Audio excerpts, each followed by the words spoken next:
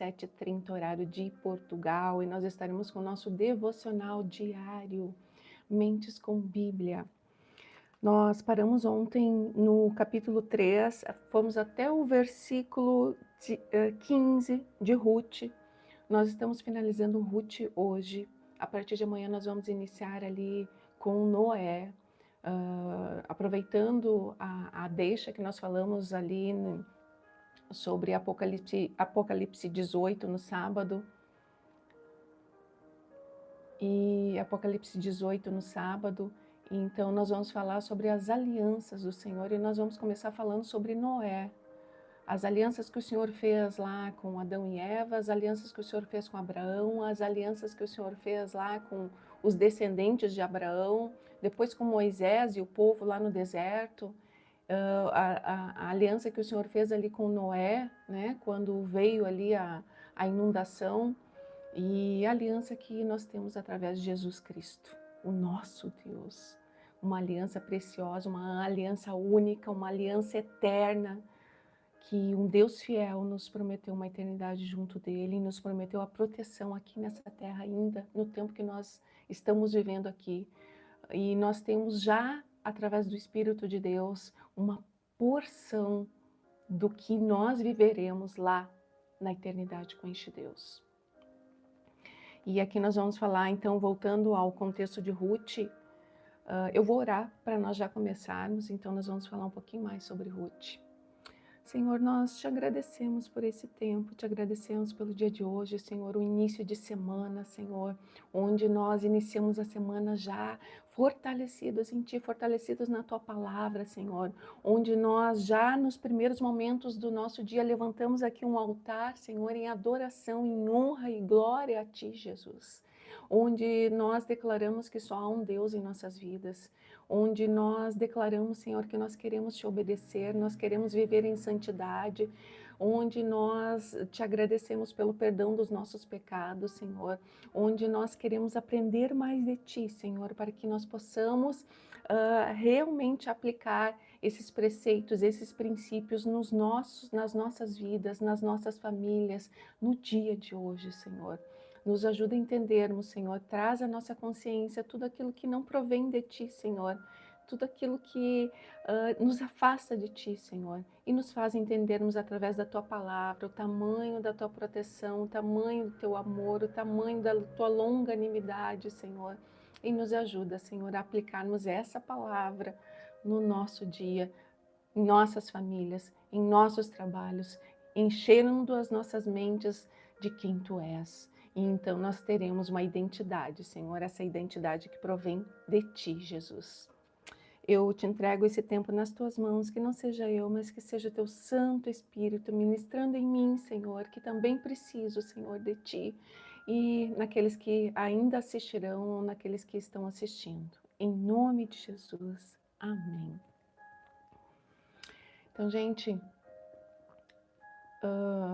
Abimeleque vai junto com Noemi lá para Moabe, num contexto ali de seca em Belém, num contexto de seca ali em Israel. Então ele pega ali seus 2 filhos e vão lá para Moabe. E quando chega lá em Moabe, o Abimeleque morre. Então, após a morte de Abimeleque, os seus 2 filhos tomam como esposas a 2 moabitas, uma chamada Orfa e outra chamada Ruth. E 10 anos após, esses homens também morrem, os 2 filhos de Noemi. Então, Noemi recebe uma notícia de que Belém volta a ser próspera, de que o nosso Deus volta a olhar para Belém com misericórdia, e então eles começam, a seca termina, e então a abundância começa a acontecer lá na terra de Belém. Então, Noemi decide voltar para Belém, e quando ela volta para Belém, já no início da caminhada, as 2 filhas, né, as 2 viúvas dos filhos dela, estão ali acompanhando, e ela se volta para elas e diz: olha, não é justo que vocês venham, fiquem com as suas famílias, encontrem um marido, né, vocês ainda são jovens, encontrem um marido, formem uma família aí na terra de vocês, onde os seus pais estão, onde os seus deuses estão, né, direciona elas para os deuses delas, para a família delas. Orfa retorna, né? Orfa aceita, acata aquela decisão de Noemi, mas Ruth não. Ruth implora, não me peças mais para te deixar, aonde tu fores eu irei, aonde tu ficares, aonde tu dormires eu dormirei, o seu Deus será o meu Deus, não me peça para voltar, não me peça para me separar de você, aonde você morrer eu morrerei. Uma declaração linda de amor, de fidelidade dessa nora, dessa filha emprestada, que não teria nenhuma obrigação ali com Noemi. Então elas iniciam ali um trajeto de 5 a 7 dias, em torno de 150 a 170 quilômetros a pé, empoeiradas, tristes, né? Porque elas estão indo num contexto de derrota. A Noemi está voltando lá para sua terra num contexto de derrota. Então, eu acredito que elas deixaram ali tudo para trás, venderam. Acredito que isso não está na Bíblia, tá, gente? Acredito que venderam ali os poucos animais que tinham, porque eles estavam também numa seca ali, estavam num contexto ali complicado em Moabe. Então, acredito que elas venderam ali o que puderam, o que tinham, e foram e seguiram. Então andaram ali 5 a 7 dias num contexto onde 2 mulheres viajando sozinhas, era um contexto de insegurança, era um contexto de medo, né? Além do contexto da viuvez, além do contexto da perda. Noemi, então, quando elas chegam lá, apontam lá em Belém, as pessoas olham para ela e possivelmente não acreditam. Essa é a Noemi que saiu há 10 anos, 11, 15 anos atrás. Essa é Noemi, que agora volta sozinha, volta apenas com uma viúva do seu filho, volta sem bens, volta devastada emocionalmente. Que, no entanto, Noemi não quer ser chamada de Noemi, mas quer ser chamada de Mara, por causa da amargura do seu coração. Então, elas voltam lá para casa que era de Noemi, e provavelmente aquela casa 10 anos, mais de 10 anos abandonada, empoeirada, cheia de matos, cheia de craca ali, e elas voltam para aquele contexto. E dentro desse contexto nós tivemos toda a passagem ali onde Ruth, então, uma mulher que antes tinha o marido que a amparava, tinha ali a sogra, provavelmente elas ajudavam em pequenos trabalhos ali na lavoura, mas a obrigação maior era dos seus filhos e possivelmente alguns funcionários, não se sabe, a Bíblia não fala a respeito. Mas essa mulher então volta dentro desse contexto de derrota ali para ajudar a sua sogra, e ela vai cair justo nos pastos de Boaz, aquele que é o que resgata, que poderia resgatar elas pelas leis ali judaicas, pelas leis de Israel, onde um parente próximo poderia resgatar elas e a propriedade, e o primeiro filho seria o filho daqueles que já faleceram, para que o nome fosse postergado, né? Que o nome continuasse ali a descendência. Então, o cuidado deste Deus, os detalhes do cuidado deste Deus. Então, no primeiro dia ali que Ruth está trabalhando ali nos pastos de Boaz, ele já avista ela de longe, porque já havia ouvido falar dela. Imagine uma cidade pequena, onde elas chegam ali, eu até nem pesquisei quantos mil habitantes tinham ali em Belém, mas elas chegam ali, então elas ficam ali, elas são a pauta do contexto. Lili, bom dia! Então elas são ali a pauta do contexto da cidade. E ela fica trabalhando ali, Ruth 3, versículo 16, Lili. E ela fica trabalhando ali nos pastos de Boaz, mas justo no primeiro dia ele vai lá, já vai conversar com ela, né? E já tinha ouvido falar a respeito dela e fala: olha, já ouvi falar de você, já ouvi falar o que você fez à sua sogra, já sei como você é, já sei do teu caráter, né? Vem aqui, senta na mesa, tá aqui, coma esses grãos aqui, beba da água. Já pede para os seus funcionários irem lá e deixar um pouco do que cai ali para que ela recolha e possa ter o alimento para ela e para sua sogra. já amparou ela ali, e ela só estava em torno de 2 meses. Um mês, não, no início já, um mês, 15 dias ali, uma semana ali, um dia trabalhando ali com Boaz, o primeiro dia, e ele já havia ouvido falar dela. Esse é o caráter de quem está com Cristo. Nós não precisamos muitas vezes falar, mas as nossas atitudes, elas vão refletir quem é esse Deus em nós, o nosso caráter. E Ruth aqui é evidenciada em função do seu caráter. E aqui no 16 eu quero continuar, então, a Noemi diz para ela, e ela obedece ao Noemi, né? Ruth, vista o seu melhor vestido, já havia terminado a colheita do trigo e da cevada, então eles estavam ali no dia da comemoração dessa colheita, e Noemi diz para Ruth, Ruth, vista teu melhor vestido, te banhe, coloca um perfume e faça o que eu vou te falar.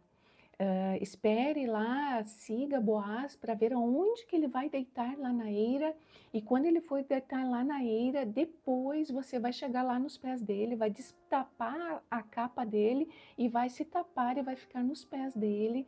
Então, quando ele acordar, você vai dizer, resgate-me, né? Você é o meu resgatador. E foi isso que Ruth fez. E agora nós vamos continuar lendo para ver o que aconteceu após isso. E ele ficou assim... Ele ficou muito feliz porque ele ainda disse para ela, você poderia ter ido buscar aqui, ó, versículo 10. Então Boaz exclamou, o Senhor abençoe, minha filha. Você demonstra agora ainda mais lealdade por sua família que antes, pois não foi atrás de um homem mais jovem, seja rico ou pobre. Não se preocupe com nada, minha filha, farei o que me pediu, pois toda a cidade sabe que você é uma mulher virtuosa. Uma mulher virtuosa lá de Provérbios 31, é isso que nós almejamos, é isso que nós precisamos buscar, ser essa mulher virtuosa, andar dentro daqueles detalhes ali do que é uma mulher virtuosa. E aqui Ruth expressou isso. Então aqui no 16 continua, quando Ruth voltou para sua sogra, ela lhe perguntou, como foi, minha filha? Possivelmente Noemi nem dormiu aquela noite, né, em oração, né? Porque era um contexto muito importante para Ruth e para Noemi. Um resgatador, né? Um homem que venha para formar uma família com Ruth, um homem que venha para cuidar ali da propriedade, um homem que venha para dar ali segurança, porque as mulheres viúvas, as mulheres sem marido, né? Elas viviam num contexto de fragilidade, de dependência, muitas vezes. E aí continua aqui, Ruth contou a Noemi tudo que Boaz havia feito e acrescentou, ele me deu essas 6 medidas de cevada e disse, não volte para sua sogra de mãos vazias. Então, além de cuidar de Ruth, ele cuidava da sogra. Então Noemi disse, tenha paciência, minha filha, até sabermos o que vai acontecer. Boaz não descansará enquanto não resolver essa questão ainda hoje. E foi justamente o que aconteceu. Olha aqui o capítulo 4, o último capítulo aqui de Ruth. Boaz foi à porta da cidade e sentou-se ali. Ele foi à porta da cidade porque as decisões, as grandes decisões ali daquele contexto aconteciam nas portas das cidades onde os líderes se reuniam. Então os casos eram julgados, muitas vezes os reis se sentavam à porta, lá na época de Davi, né? Aqui nós estamos falando na época de Juízes, que foi uma época que foi logo após não, os anos posteriores ao deserto ali, né? Aos 40 anos de deserto, quando o povo já estava na terra prometida, a terra que emana leite e mel. Então ali Josué já havia falecido, os líderes que andaram com eles ali no deserto já haviam falecido. Então, como o povo se corrompia facilmente, nessa época, o que o Senhor fazia? O Senhor levantava juízes. Então, o Senhor levantou ali Gideão, o Senhor levantou Débora, o Senhor levantou Sansão, o Senhor levantou vários outros ali que estão ali escritos no livro de Juízes. Então, esse contexto aqui de Ruth, ele se desenvolve neste tempo do livro de Juízes. Mas aqui não fala quem era o libertador, né? Porque o que acontecia? O povo pecava, e aí vinha toda a opressão para cima do povo, porque daí o Deus ia lá e, né, julgava o povo, trazia para o povo, fazia com que os inimigos do povo se levantassem contra eles. Então eles iam para uma segunda fase que era de arrependimento e de busca verdadeiramente pelo Senhor. Então o Senhor levantava juízes para julgar, né, para libertar o povo daquele contexto de opressão. Então aqui não se sabe ao certo qual era o juiz que estava liderando sobre esse tempo, né, no contexto de Ruth. Mas voltando aqui, então os julgamentos eram feitos nas portas das cidades. Então Boaz aqui foi à porta da cidade e sentou-se ali. E aí continua, nesse momento ia passando o parente resgatador que ele havia mencionado. Boaz o chamou, porque antes de Boaz havia um outro resgatador que era mais próximo de Abimeleque, o marido falecido de Noemi. Então ele seria o resgatador primeiro, porque não era somente casar com a viúva. O resgatador, ele resgatava a propriedade também. Então ele comprava a propriedade. Então Boaz foi lá dizer para esse resgatador, olha, né? Vamos ver o contexto aqui.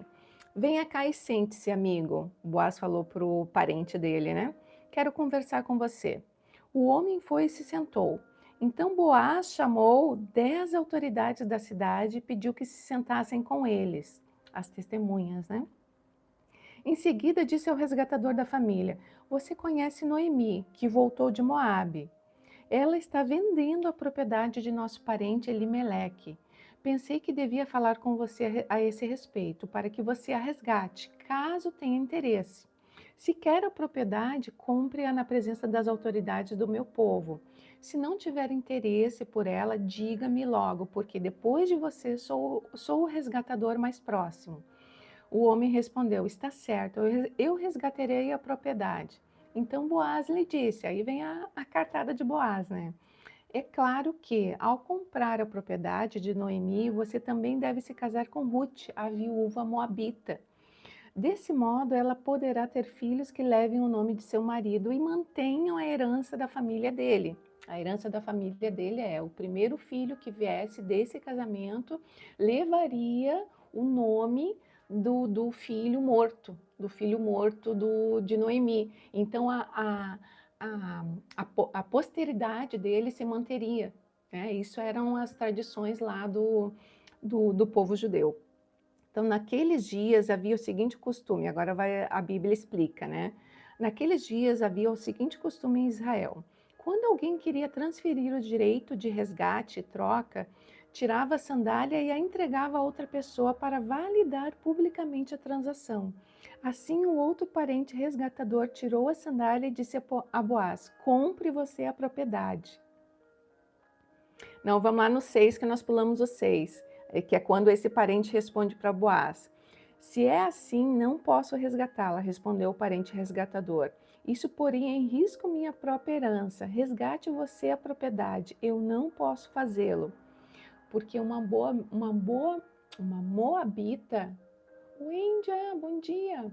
Porque a moabita, a mulher moabita, né, o povo moabita era um povo mal visto ali pelos judeus. Na verdade, os judeus não poderiam ter matrimônio com esse povo, porque era um povo idólatra, era uma cultura que ia totalmente contra a cultura dos judeus ali, dos israelitas.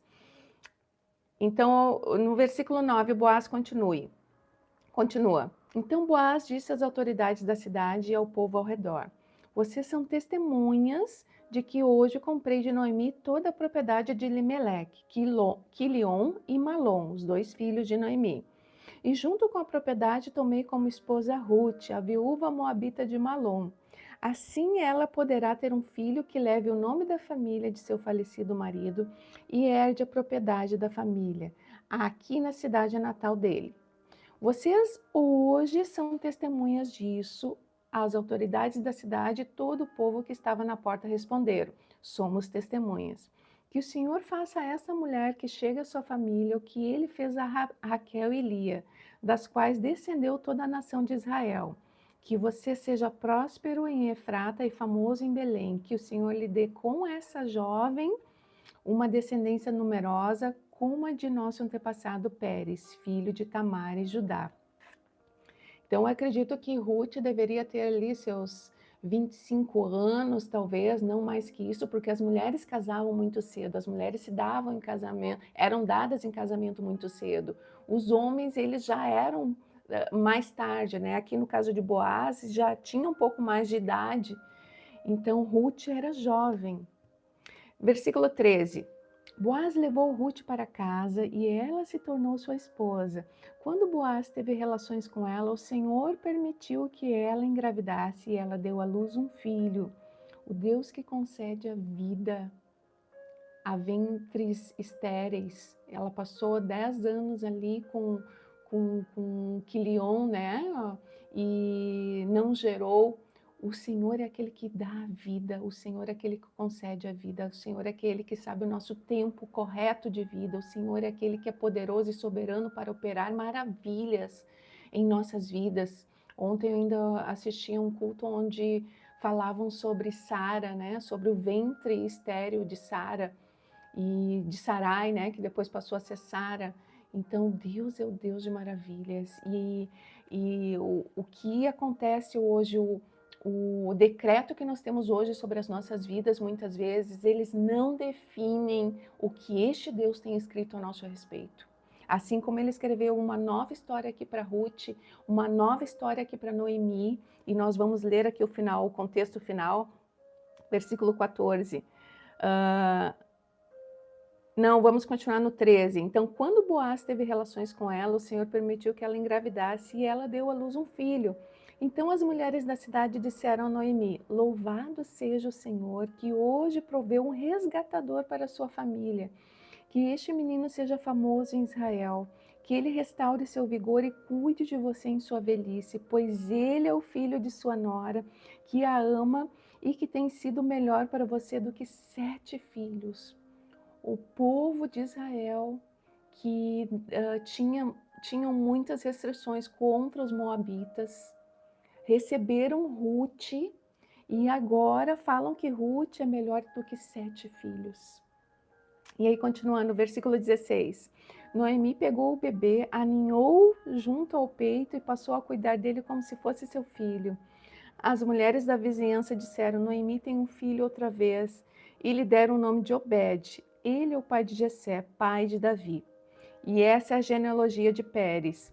Pérez gerou Esrom, Esrom gerou Rão, Rão gerou Aminadab, Aminadab gerou Nasson, Nasson gerou Salmão, Salmão gerou Boaz, Boaz gerou Obed, Obed gerou Jessé, e Jessé gerou Davi, o rei Davi. E depois nós prosseguimos lá em 1 Mateus, nós vamos ver a descendência de Jesus, e ali Boaz, né, Ruth está ali na descendência de Jesus, Raabe, que foi a prostituta ali, que no contexto ali no deserto salvou, antes da entrada de Jericó, salvou ali os 2 espias, está ali na genealogia de Jesus. Então, quando nós confiamos neste Deus, assim como Ruth foi ali, conforme Boaz fala, né? Embaixo foi ser amparada embaixo das asas do Senhor, quando nós nos amparamos embaixo das asas desse Deus, quando nós confiamos, quando nós não nos entregamos aos decretos de vida que nos são colocados muitas vezes, quando nós não aceitamos um ponto final sobre decretos, sobre situações que nós vamos enfrentando no nosso dia a dia, quando nós declaramos sobre as nossas vidas que há um Deus soberano e poderoso sobre todas as coisas e que não há guerra impossível, não há guerra que ele não vença, não há situação que ele não transforme, não há luta que ele não lute conosco quando nós estamos em obediência a ele, quando nós o servimos, quando nós o amamos, quando nós nos esforçamos, mesmo muitas vezes caindo, tropeçando e levantando, tropeçando e levantando, quando nós nos esforçamos e ele é aquele que sonda os nossos corações e ele sabe do nosso esforço. quando nós nos esforçamos e continuamos olhando para o alvo, assim como fala Paulo, que é Cristo Jesus. E eu finalizo então o livro de Ruth com essa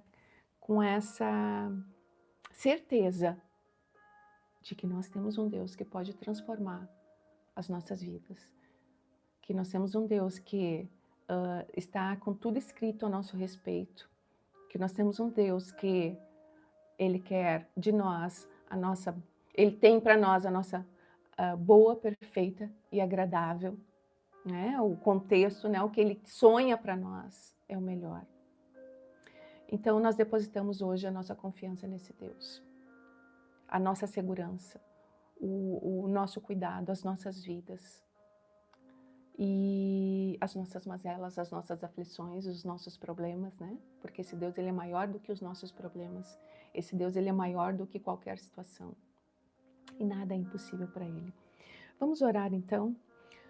Senhor, eu te agradeço, meu Deus, porque nada é impossível para Ti. Eu te agradeço, Senhor, porque Tu detens o poder sobre todas as coisas, tanto nos céus quanto na terra, Senhor.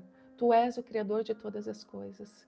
Tu és o Deus único, Senhor, e Tu és o nosso Pai, o nosso amado, Tu és o nosso advogado, Senhor, Tu és o nosso amigo, Tu és o nosso conselheiro, Senhor, Tu és o nosso protetor, Tu és o nosso tudo, Senhor. Então, sê conosco nesse dia, Senhor. Retira toda angústia, Senhor, retira toda ansiedade, Senhor. Muda o nosso caráter, muda os nossos pensamentos. Nos ajuda a estarmos alinhados contigo, Senhor. Nos ajuda a te servirmos verdadeiramente, Senhor. Nos ajuda, Senhor, a andarmos olhando, Senhor, para o alvo, olhando nos teus olhos e sabendo que nós temos a vitória em Ti, Senhor, e que não há vitória em outro lugar, não há vida em outro lugar que não seja na Tua presença. Eu te louvo e entrego esse dia nas Tuas mãos. Sê conosco, meu Deus, em nome de Jesus. Amém. Amém, meus queridos. Lili, linda. Lili, Deus é maravilhoso. Deus é maravilhoso. E Ele tem uma história nova para a tua vida, Lili. E Ele tem uma história nova para a minha vida. E Ele transforma os nossos dias todos os dias, quando nós depositamos a nossa confiança neste Deus, nesse Deus santo, nesse Deus maravilhoso, nesse Deus poderoso, nesse Deus que opera maravilhas em nós e através de nós. Então fiquem com Deus e fiquem com essa meditação e que a força deste Deus esteja com vocês e esteja comigo nesse dia. Até amanhã, se Deus quiser. Beijinho.